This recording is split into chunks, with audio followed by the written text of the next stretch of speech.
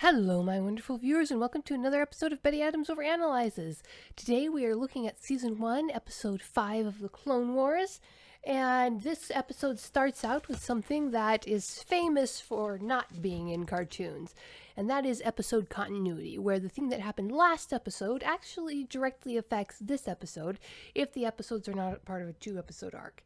Now, this is very interesting. We see this in two primary ways. The episode starts out with Tech modifying a comm unit for Omega so that she can contact them if she gets in danger again. It makes sense. She got in a lot of trouble the last episode. And then later on in the episode, we see Hunter quizzing Omega on the basic safety strategies when they're going into town. What to do if they get separated, how not to get separated, all of that good stuff. It was a good logical follow-over from the last episode. And they even managed to squeeze some kind of heart-rending regret in there because it turns out the comm unit that's being modified for Omega belong to Crosshairs, and even Tech hesitates to talk about that something. And when Omega gets this comm unit, she starts playing with it just like a little kid would. Whoever wrote these episodes has kids, or at least is it was the fun aunt who comes and plays with them all the time. They just display childlike behavior so well. The episode progresses. They're on a world trying to raise some money, trying to fix their ship, trying to find a place to hide. They find a contact that Echo knows from his time with the Jedi, and he mentions that the Jedi had a lot more contacts than this, but this sketchy contact is the only one he can find. So they go in, and interestingly, that the clones, the Bad Batch, they can't locate this contact, but Omega ends up doing it. And this might be one of those really bad child character moments, except it's written very well. Now, there have been several hints that Omega has at least telepathy, if not downright psychic powers, which would make sense. She was an experiment that the Kaminoans were working on. She was unique from the other clones. She is a member of the Bad Batch. We know that she's a modified clone. Now, we don't know if she's force sensitive, but that is generally the main way that you get telepathy in the Star Wars universe, so it's probably showing a little bit more for force sensitivity here. She is able to locate a person, presumably by their thoughts. She might have enhanced senses in other ways that would give her the same abilities, but I'm assuming at this point it's pretty much confirmed that Omega is at the very least mildly telepathic. So this is a sketchy contact, and the contact takes them back into their lair, and this is where I just had to groan a little bit and chuckle. In the back of the lair on the wall there were two glowing green crosses. I don't know what that means in universe. This might be a bit of deep Star Wars lore that I'm missing, but those were cannabis dispensary crosses, and this is in fact the kind of sketchy place that would be a lower end cannabis dispensary where you could get high quality stuff of questionable origin. And I just thought that there is an inevitability that there will be overlap in symbology between real worlds and fictional worlds. It's just these come out of people's minds. They will unconsciously put things from the modern world in there. And for basic shapes like crosses and squares and circles, there's going to be a lot more overlap because there's only so much you can do with distinctive basic shapes. But in context, their contact's running a cannabis business on the side. So we get a few more interesting world building things fresh out of the tube.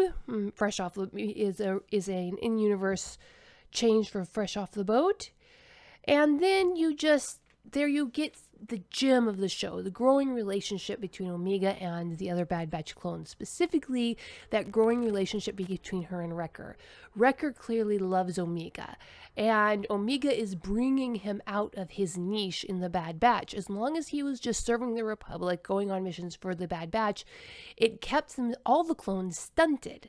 And the main attraction of the Clone Wars was watching the clones grow out of these very tight lives that they'd been forced into by the Kaminoans and the Jedi and the Republic.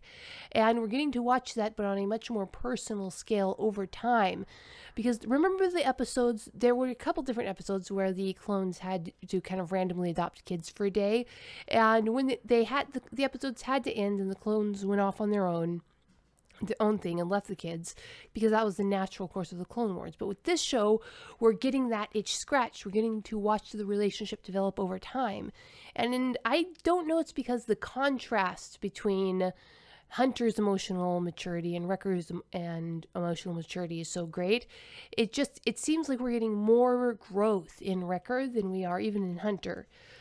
And that's just really fascinating to me. On a more serious note, this show was about rescuing slaves from slavers. We've got the weird cat-eyed slaver guys. We've seen them a couple different times before in the Clone Wars.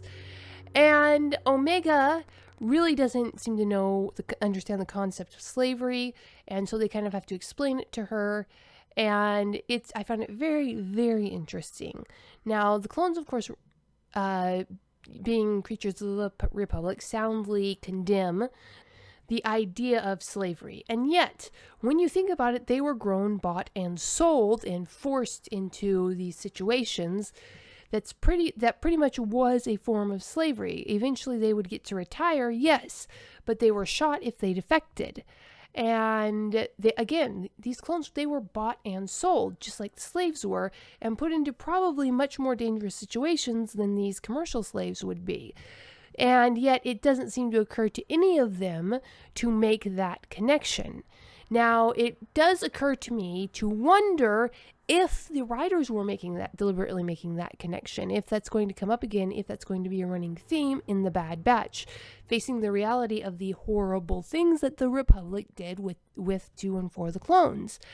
And I just don't know if the show is that self-aware.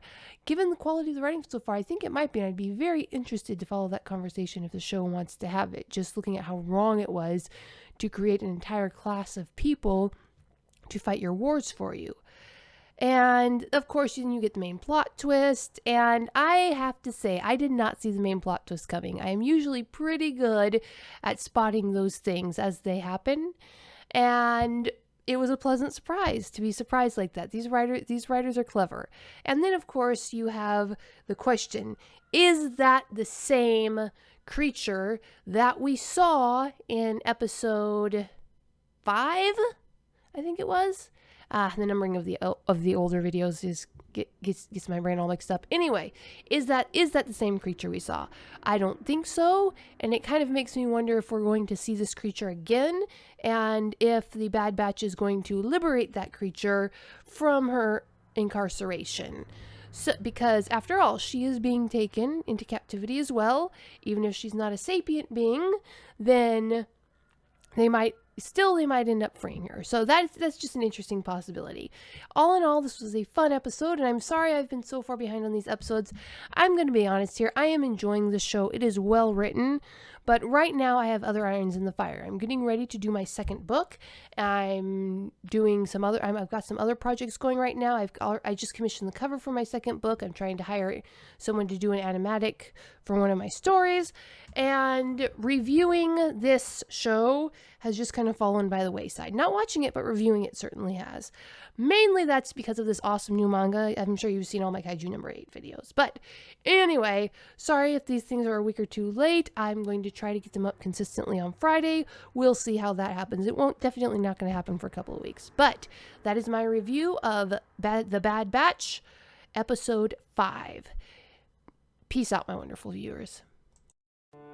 The book from author Betty Adams, Humans Are Weird, I Have the Data, is a humorous look at human behavior through the eyes of aliens. This book is arranged in separate reports or essays, documenting the experiences with humanity through the lens of the aliens who have to interact with them. This anthology of short stories and vignettes from alien points of view highlights some of humanity's quirks we can all relate to. Author Betty Adams captures how strange and interesting humans can really be. This is a fun collection of stories you will really get a kick out of. Humans Are Weird, I Have the Data, from author Betty Adams. Order your copy right now on Amazon.